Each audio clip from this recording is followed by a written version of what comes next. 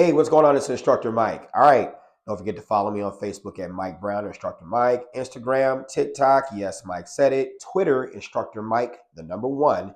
And go on ahead and subscribe to my YouTube page, Instructor Mike.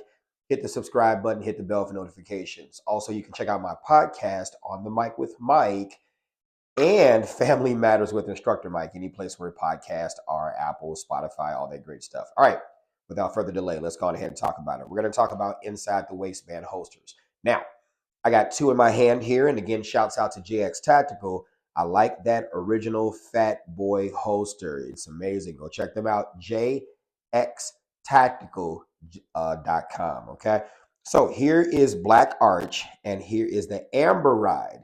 Both holsters for the CZP-10C, CZP-10C, okay? And here's the one from Black Arch. Now, there are little subtle differences in this holster, and I'm going to show you one of the things that I like and don't like about this is going to be a like, this is going to be a don't like. So let's talk about it, okay? Inside the waistband holster carry can be comfortable for some, uncomfortable for others, depending upon your body, your waistline, your stomach, stuff like that. I've been losing weight, got more to lose, okay? I think that physical fitness is amazing, and you got to get into the habits of eating right and then working out the right way, along with your, water intake and all the great stuff. Didn't want to make that a conversation, but that's important because that's a consideration inside the waistband carry. So let's talk about that. I had a Galco holster, nothing against Galco, but it snapped and broke, so I had to go back to wearing inside the waistband. Right now, as I'm taping this video, I'm in Chicago, and fall is leaving us, winter is approaching, so you got to carry differently. So I won't be carrying inside the waistband as much because I got a holster I'm going to pick up for my CZP-10C. But until then, got to wear something, right? So here we go inside the waistband. Look at the cuts on this holster. Look at the cuts on these holsters. And I'm going to show you on my person why these cuts can be good and bad. So the one thing I like about this holster, is that when you put the firearm, we're going to go on ahead and make sure no magazines in the well and no rounds in the chamber, okay? No magazines in the well, no rounds in the chamber, okay? And one thing I like about this holster is that when you put it inside, when you put the firearm inside the holster, you can tell this holster was made for this firearm. It's wonderful, right? Positive click, definitely does a good job in retaining it as much as it can be for inside the waistband, right? But here's the problem that I experience, right? Make sure I get it in there the right way. Okay, good. Look at how close it is to my belt, right?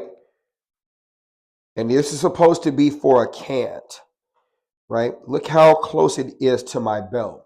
So what can you see could be a problem? Don't mind my little pudge. It's going to be gone soon. But what's the problem that you can see with this? When I turn to the side and I need to establish a good grip, look at it. I don't know if you can see it. And I'm trying the best I can, given that I'm recording it, right?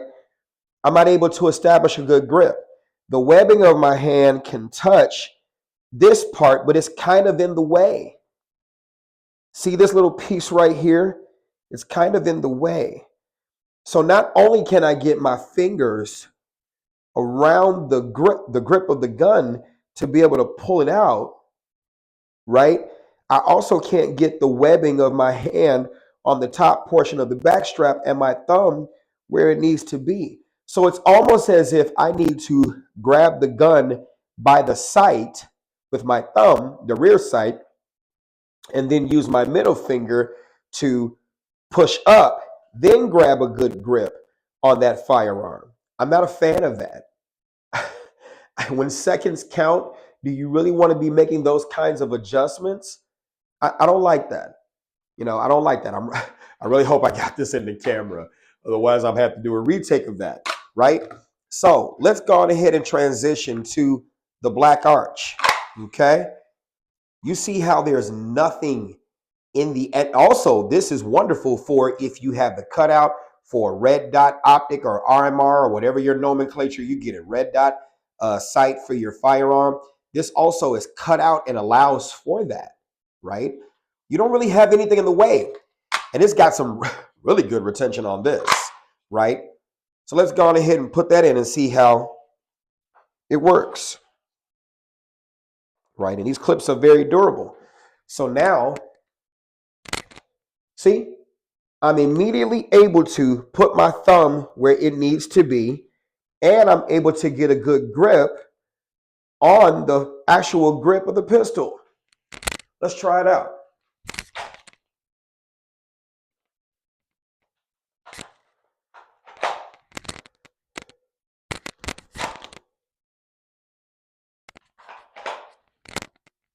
Black arch, hey, things like that. It's the little things. You know, if all you do is you carry your firearm and you don't practice those things, then you may not understand those little small details that could affect how you deploy your firearm. Because you don't have time to really think, right? You have to do your reps to the level of automaticity where it's second nature, it's automatic. You know, just those little small things. Sound off in the comments. What are your thoughts about this? This is Instructor Mike, and you've been trained.